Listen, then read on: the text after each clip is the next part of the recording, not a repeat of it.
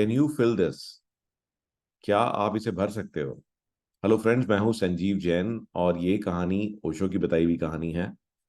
तो एक साधु ने सम्राट के द्वार पर दस्तक दी। सुबह का वक्त था, सम्राट बगीचे में घूम रहे थे। संयोग की बात है कि सम्राट मिल गए।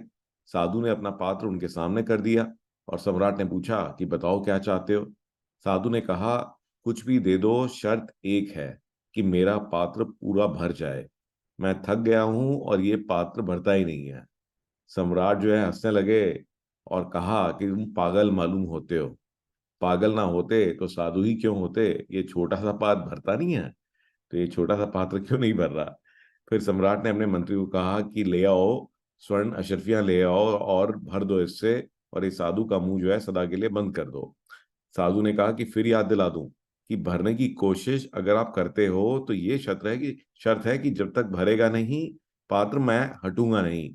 यानी कि जब तक आप पूरी तरह से भर नहीं दोगे, मैं अब हटूने वाला नहीं हूं। तो सम्राट ने कहा, तू घबरा मत पागल, भर देंगे, सोने से भर देंगे, हीरे जवाहरात से भर देंगे। लेकिन जल्दी ही सम्राट को जो है अपनी भूल पता लग गई। तो उसमें अशर्फियां डाली गई और वो खो गई। हीरे जवाहरात डाले गए, वो भी खो गए।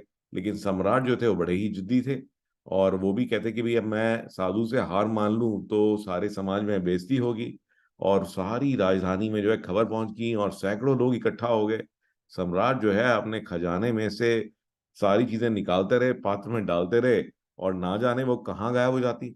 लेकिन सम्राट भी जो कहते कि भी मैं सारा खान जो तिजोरी है, सारा जो खजाना है वो खाली कर दूंगा, लेकिन इस पात्र को भर के दिखाऊंगा। और सूरज ढलने लगा और सम्राट का जो कभी ना खाली होने वाला खजाना है वो खाली होने लगा, लेकिन पात्र फिर भी नहीं भरा। और फिर जो है उन्हें अपनी गलती समझ में आ गई और गिड़गिड़ाने लगे और साधु के चरणों में गिर गए और कहा, मुझे माफ कर दो, मेरी अकड़ आपने मिटा दी, बहुत ही अच्छा किया। मैं सोचता था कि मेरे पास अक्षत खजाना है, लेकिन ये तुम्हारे छोटे से पात्र को भी भर ना पाया। बस एक ही प्रार्थना है कि मैं तो हार गया, मुझे क्षमा कर दो। मैंने व्यर्थ ही तुम्हें आश्वासन दिया था पात्र को भरने का। मगर जाने से पहले मुझे एक छोटी सी बात बता जाओ। दिन भर यही बात जो है मुझे परेशान करती रहेगी। ये पात्र क्या है? इसमें क्या जादू है? ये किस चीज से बना हुआ है? साधु जो है हंसने लगा। उसने कहा, कोई जादू नहीं है, इसे मैंने आदमी के हृदय से बनाया है। ना आदमी का हृदय भरता है और ना ही इसीलिए ये जो पात्र है, ये जो बाउल है, ये भरता नहीं है।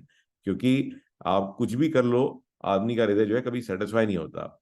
इस जिंदगी में कोई और चीज तुम्हें छका ना सकेगी। तुम्हारा पात्र जो है खाली का खाली ही रहेगा। कितना ही धन डाल दो इसमें खो जाएगा, कितने ही पद डाल दो इसमें खो जाएंगे। पात्र खाली का खाली ही रहेगा। तुम भरोगे नहीं। भरता तो आदमी को केवल परमात्मा है, क्योंकि परमात्मा जो है वो अनंत है और हमारी जो प्यास है वो भी अनंत है।